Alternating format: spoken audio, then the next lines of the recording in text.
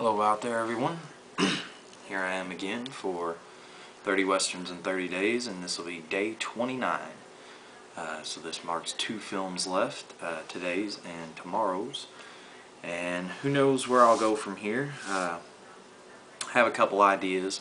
Been thinking about doing kind of a lot of just random reviews of different odd movies that I don't see a lot of reviews for. So, but anyway, to get into what I watched today, was the cool Marlon Brando Western that I've enjoyed, One-Eyed Jacks.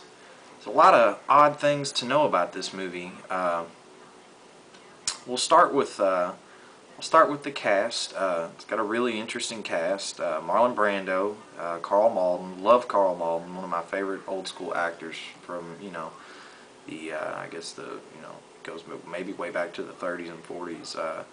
He's been in a lot of things. I've always really liked him a lot, even into his later years of acting. But he's an awesome actor.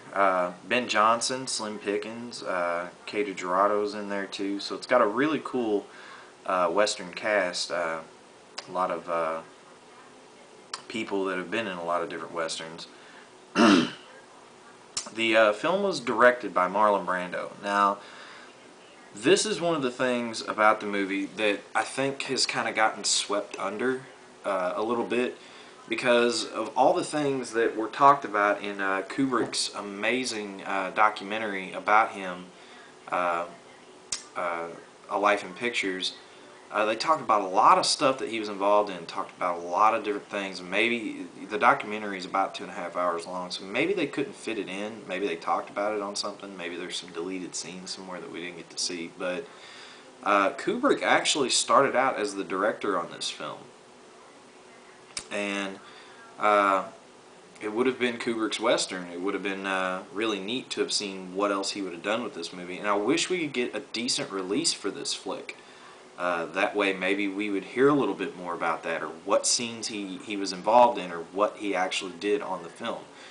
But from what I understand is, it was kind of Brando's project, and I think Kubrick had already been through one movie with Spartacus to where he had to deal with an actor being,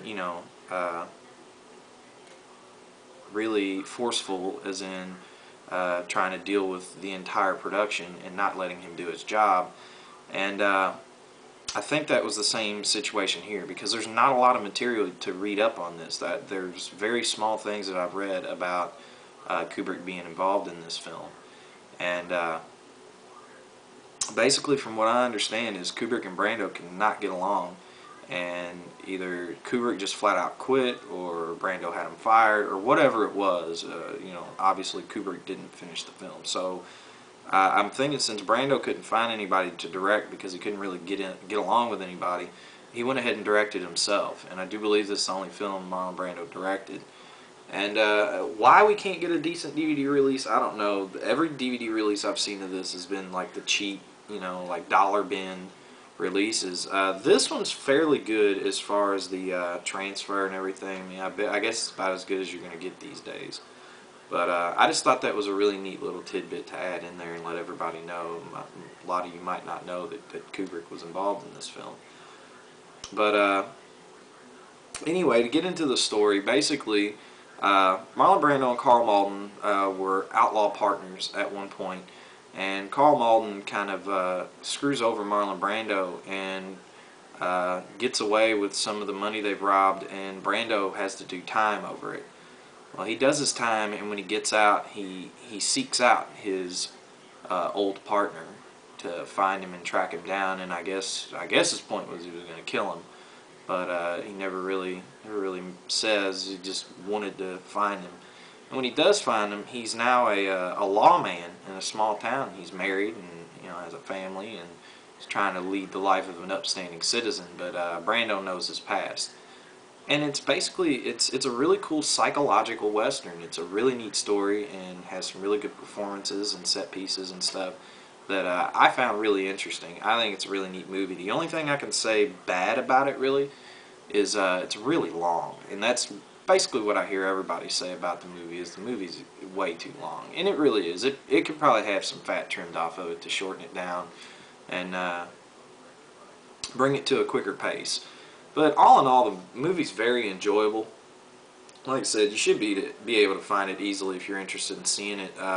Because I think I got this for like $2 or $3 at a flea market. You know, there's not a decent release out for this movie. I would love to see something with some kind of commentary, or you know, maybe a little featurette about, you know, what brought the movie together and the actors and whatnot. But it'd be really great to see that. But all in all, I give the movie about 4 stars out of 5. I really enjoy it. I'm a big Brando fan anyway. And obviously, I'm partial to westerns. I like all genre movies, but I just picked westerns because all of October I watched horror films. So this month, and coming in, obviously, I'm coming into December.